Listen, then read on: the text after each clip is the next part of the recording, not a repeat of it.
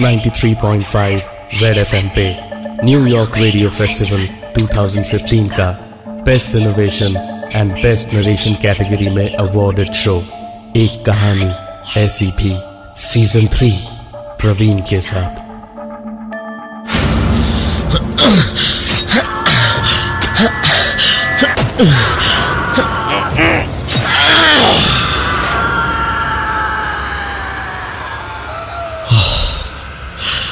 ये बहता हुआ खून, ये दर्द भरी चीखें, इन पर किसी को रहम कैसे आ सकता है? इसमें तो मजा आता है। मैं रोज ऐसे ही निकलता हूं, नशे में धौत होकर। शाम के बाद ही मुझे शराब या कुछ तो नशे का चाहिए होता है। इसके बाद मुझे सचमुच एहसास होता है कि इंसान कितना ताकतवर है। कुछ भी नहीं, जेब में बस एक चाकू लेकर घूमता हूं। ऐसी खूबसूरत दुनिया में कोई भी दर्द से जूझता हुआ दिखता है ना, तो उसे उसके दर्द से आजाद कर देता हूं। इंसान सिर्फ ताकतवर ही अच्छा लगता है, कमजोर नहीं। इस भिखारी को कितनी बार समझाया था दूर रहे मुझसे, लेकिन नहीं, रोज गिड़गिड़ाता हुआ भीख मांगने आ ही जाता था। आज रहा नहीं गया। आज मैंने उसे अपनी ताकत और उसकी कमजोरी का उसे एहसास दिला दिया।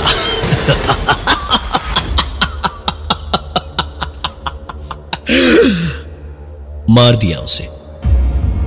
इतनी बार चाकू मारा कि बहता खून भी जम चुका था। पता नहीं क्यों, लेकिन मुझे अच्छा लगता था। ओह, आपको अपना नाम तो बताना ही भूल गया। मेरा नाम भानु प्रताप है। मेरे गुस्से से सब डरते हैं।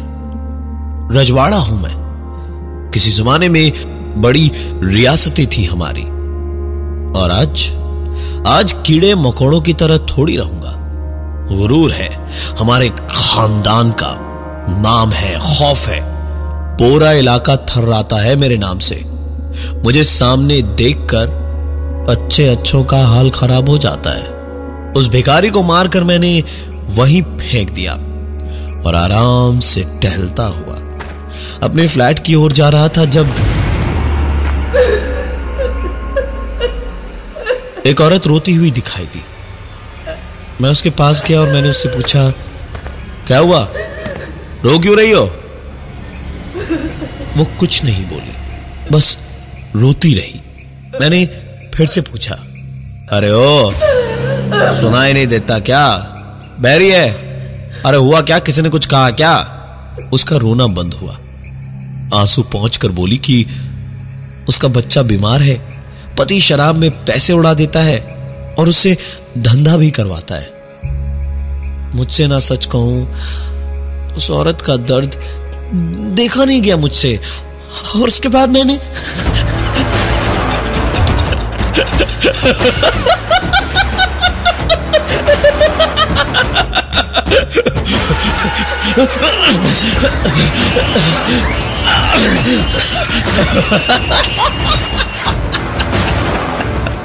उसके दर्द से उसे आजाद कर दिया।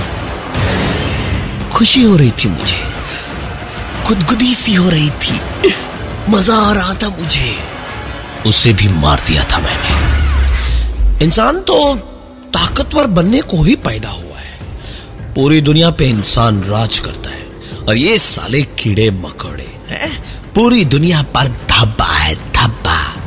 कमजोर जो भी हो, उसे मिटा देना ही बेहतर है दुनिया में। मैंने उस कमजोर औरत को भी मार दिया। आराम से मैं अपने घर जा रहा था, सुकून से।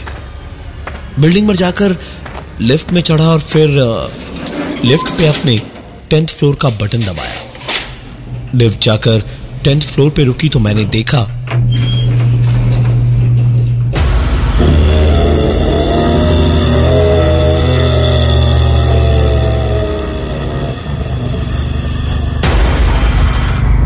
मेरी बिल्डिंग की सीढ़ियों पर मेरे फ्लैट के सामने वो दोनों, वो भिखारी और वो औरत बैठे हुए थे।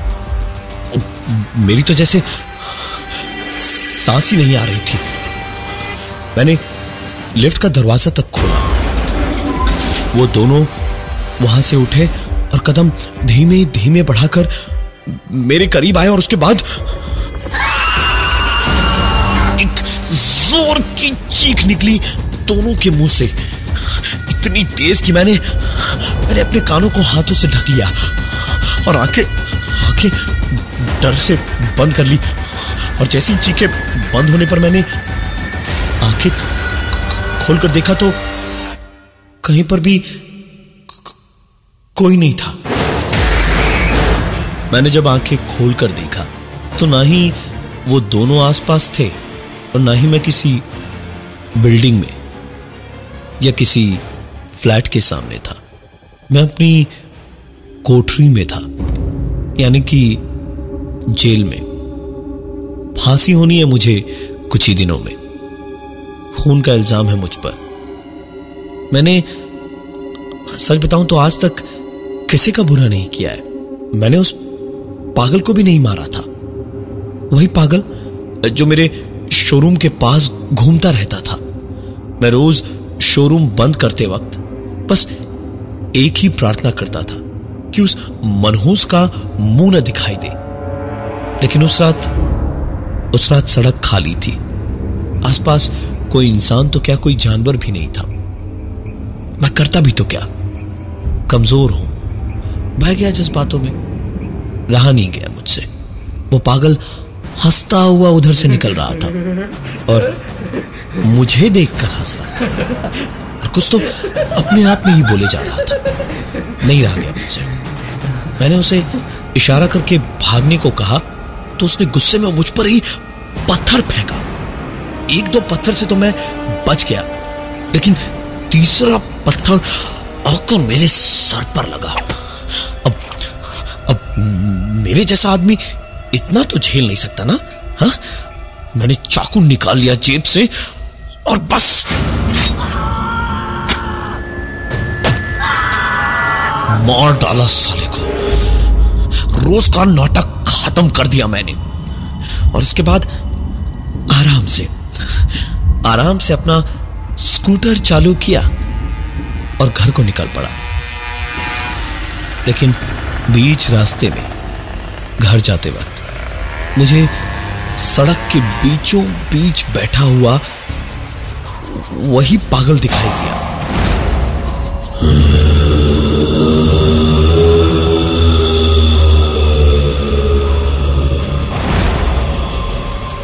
मैंने स्कूटर रोकी और उतरा। दो ही सवाल थे मेरे दिमाग में बस। ये बचा कैसे और मुझसे पहले यहां कैसे पहुंचा। उसे ध्यान से देखा तो पाया कि मैंने उसे इतनी बार चाकू मारा था, लेकिन उस पे तो खरोंच भी नहीं थी। मैं चुपचाप वापस धीमे धीमे अपने स्कूटर तक गया। स्कूटर स्टार्ट की और वहां से जाने ही वाला था जब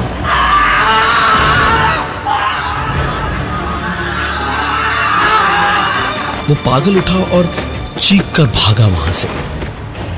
मेरी तो जैसे जान में जान आई। आखिरकार आराम से अब मैं यहां से जा सकता था। मैंने भी स्कूटर आगे बढ़ाई, लेकिन कुछ ही आगे गया था जब मेरे कानों में कोई बोला, कितना भागेगा भमकू, हम सब तुझे छोड़ेंगे नहीं।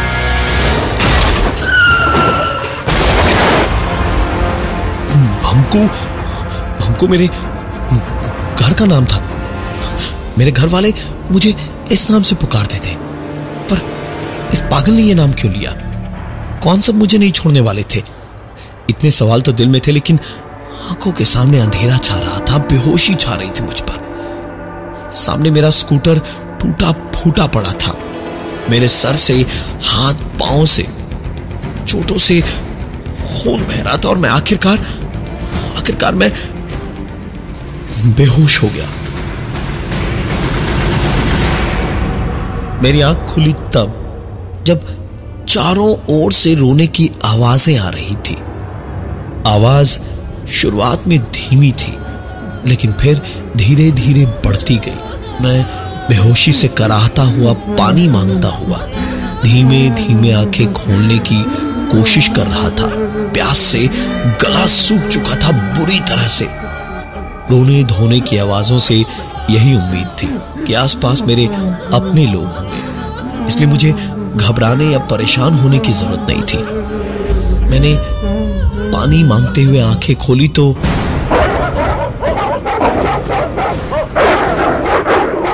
कोई जानने वाला आस पास नहीं था। चारों ओर से कुत्तों ने घेर रखा था मुझे। भूखे भेड़ियों की तरह टूट पड़े थे वो मुझ पर। मैं किसी तरह बच के वहां से भागा, लेकिन वो कुत्ते मेरे पीछे पीछे ही आते रहे। कुछ दूर तक आकर फिर वो वापस चले गए। मैं कराहता, रोता, गिरता पड़ता किसी तरह वापस अपनी शोरूम पे पहुंचा। शटर खोलकर सोचा अंदर ही लेट जाऊंगा। मैंने शोरूम के अंदर जाकर शटर वापस बंद कर दी और पहले अपने जख्म धोने को बाथरूम में गया। फर्स्ट एड की दवाइयां कुछ थी मेरे पास। फर्स्ट एड के बाद बड़ी नींद आ रही थी मुझे। काम के सिलसिले में कई बार यहां रुकना पड़ता था मुझे, तो गद्दा, चादर सब कुछ था मेरे पास। मैं आराम से लेट गया और कुछ ही देर में मुझे नींद आई और नींद में एक आवाज सुनकर महसूस हुआ जैसे मैं अकेला नहीं हूं शोरूम में। यह आवाज तो मैं बहुत अच्छी तरह पहचानता था। ये तो पर ये नहीं हो सकता था। ये कैसे हो सकता था? मैंने आंखें खोलकर अपनी आंखों से अपने सामने देखा। ये सच था। गुड्डू और मैं अपनी बंदूकों से चोर पुलिस खेल रहे थे। गुड्डू भागता हुआ दौड़ के ऊपर गया और छत के कोने में छुप गया, लेकिन उसे नहीं पता था कि मैं उसके ठीक पीछे ही छुपा हुआ हूं। गुड्डू हमेशा ऐसी जगह छुपता था जहां से उसे ढूंढना आसान होता। सब कहते हैं कि दुनिया बहुत खराब है, दुनिया में बहुत बुरे लोग हैं। अगर गुड्डू बड़ा होकर भी ऐसा ही बेवकूफ रहा तो बहुत दिक्कत हो जाएगी। मेरे पास में यही मौका था। गुड्डू को कोई नुकसान नहीं पहुंचाएगा। गुड्डू मेरा दोस्त है। मैं उसको कोई नुकसान नहीं होने दूंगा। मेरे जिंदा रहते ऐसा कुछ नहीं होगा गुड्डू को जिससे उसे परेशानी हो। लेकिन अभी तो हम यहां साथ रहते हैं, बाद में स्कूल बदलेंगे। भैया की तरह गुड्डू भी कहीं बाहर चला गया तो कैसे संभालूंगा मैं उसे? एक ही रास्ता है। हाँ, ये सबसे सही है। गुड्डू को ना छत से धक्का दे देता हूं। मर जाएगा तो कोई दिक्कत नहीं होगी मेरे दोस्त को। और यही सब सोचकर मैंने गुड्डू को छत से धक्का दे दिया था। और गुड्डू 5 साल की उम्र में खेलते खेलते छत से गिरकर मर चुका था। लोग कहते हैं कि मैंने बहुतों को मारा है। लोग ये भी कहते हैं कि मैंने गलत किया है, पर मैंने तो उन सबको दुख, दर्द और परेशानियों से बचाने के लिए आजाद किया था।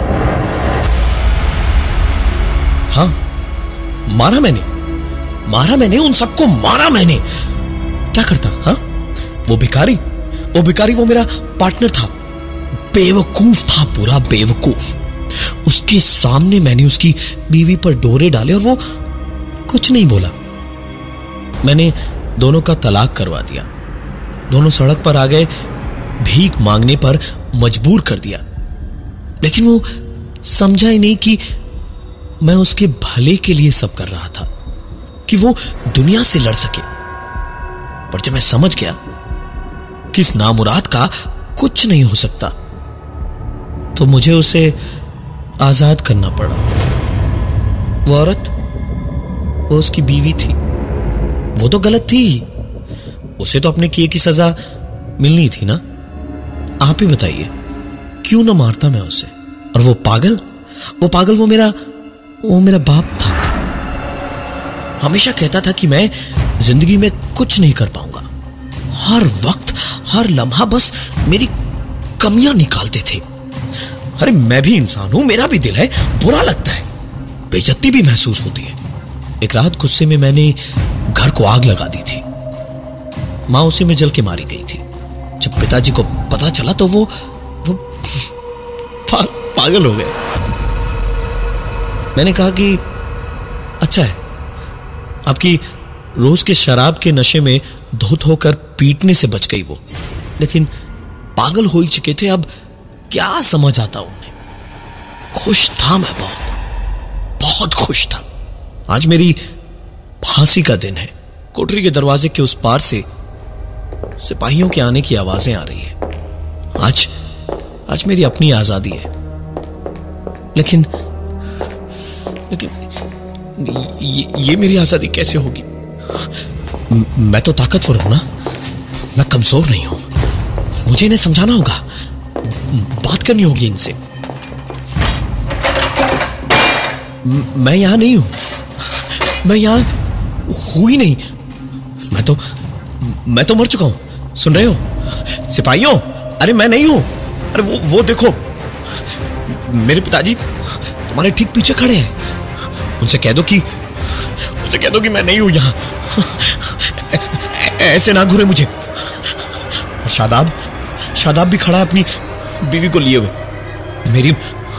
मेरी मौत का, मेरी फांसी का तमाशा देखने आया है। पर मैं इनके सामने नहीं मरना चाहता।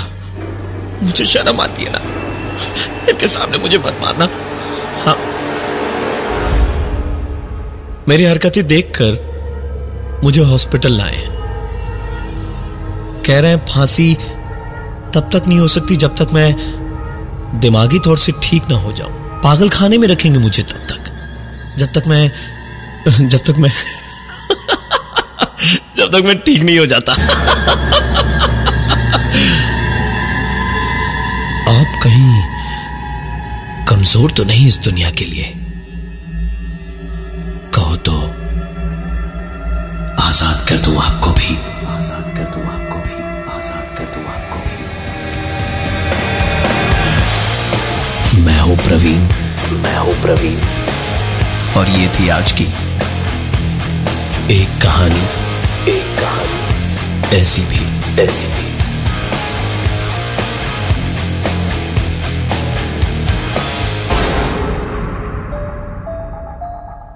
93.5 रेड एफएम पे न्यूयॉर्क रेडियो फेस्टिवल 2015 का best innovation and best narration category में अवॉर्डेड शो एक कहानी ऐसी भी सीजन 3 प्रवीण के साथ।